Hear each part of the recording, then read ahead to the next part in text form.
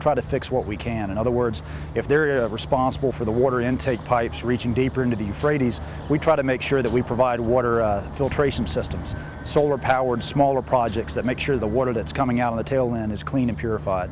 So what that does in essence, it allows the PRT that mobility or that latitude, if you will, to engage the much larger, bigger scale financial projects, and for us to tackle the smaller scale end-to-end item project, bridging, I guess, both initiatives for the one common denominator, if you will. Well, that's one of the things that we try to do certainly at the brigade level. We have that grassroots type level. We have that mayoral relationship.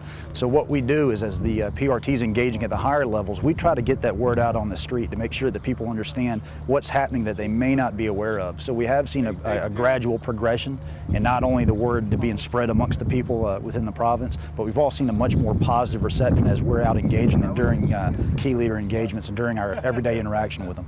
The predominant amount of the population that you heard him talk about is along the Euphrates River Valley, but we're seeing even the people that moved away from that because of the drought and because of the water conditions, we are seeing as that improved that the people are coming back. They're not only hearing the word out on the street and they're getting the words through relatives, through the mosque, through different avenues, but as that word's reaching and spreading across the province, we are seeing kind of, I guess, this return home, if you will, a trust back in the system that it's working.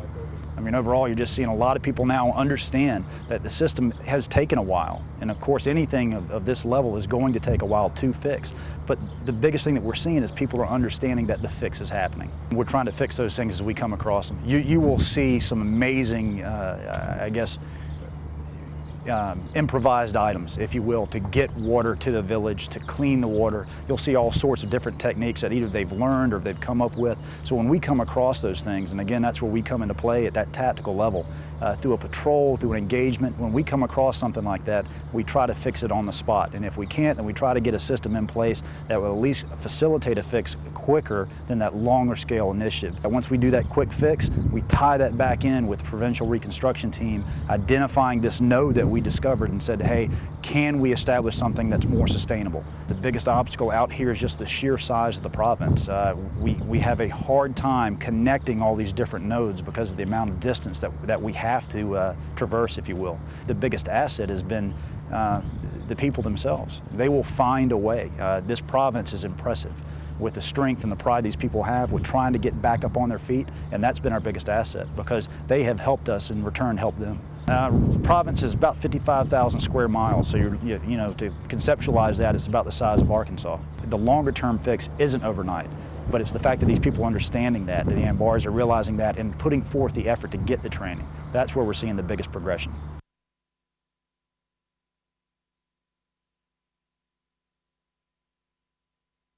We focus at the provincial government level. Our main interlocutors is the governor, his provincial council, the provincial generals, which are part of the ministries. We work with them to help develop strategic plans to enable them to build and sustain capacity.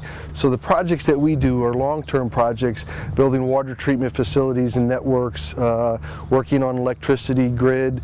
Our main goal is to assist the provincial government in developing systems that will enable them to govern, and part of that governing is providing essential services.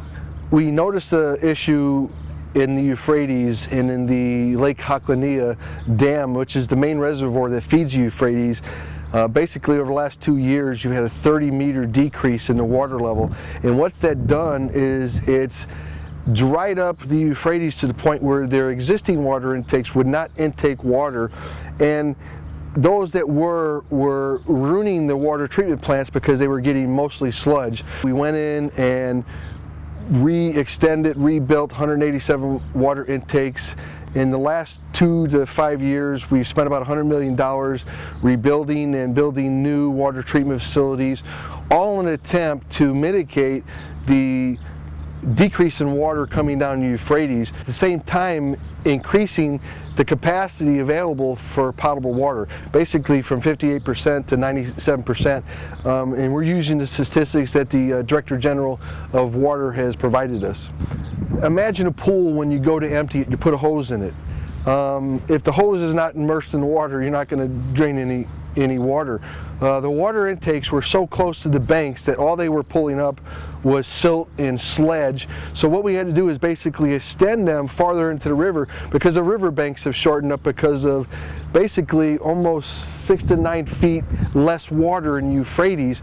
Some of the structures 400 or 500 years old. So what we did was we enabled those facilities by extending them to pull water into the water treatment plants. Euphrates goes back, thousands of years, and in the last 20 or 30 years they have not had the money and the organizational maintenance money to repair existing facilities. So Al-Anbar was not only hit hard by the drought and the damming in the Euphrates, it was hit hard by the inability to maintain or build new systems. MNF West and 1st Armored Division has spent about $100 million rebuilding and building new, about 180 to 187 new water treatment plants we've built in Al-Anbar since 2003. Well, if you have a population of 1.5 million and roughly 60% was getting water, now we've increased it to 97%. So, you're looking in excess of an additional 400,000 people that have access to potable water. And, we're leaving in September 2011. I feel very confident because the provincial government has the tools, they understand, and they have the capability to continue to develop and sustain the capacity that we've partnered with them to develop.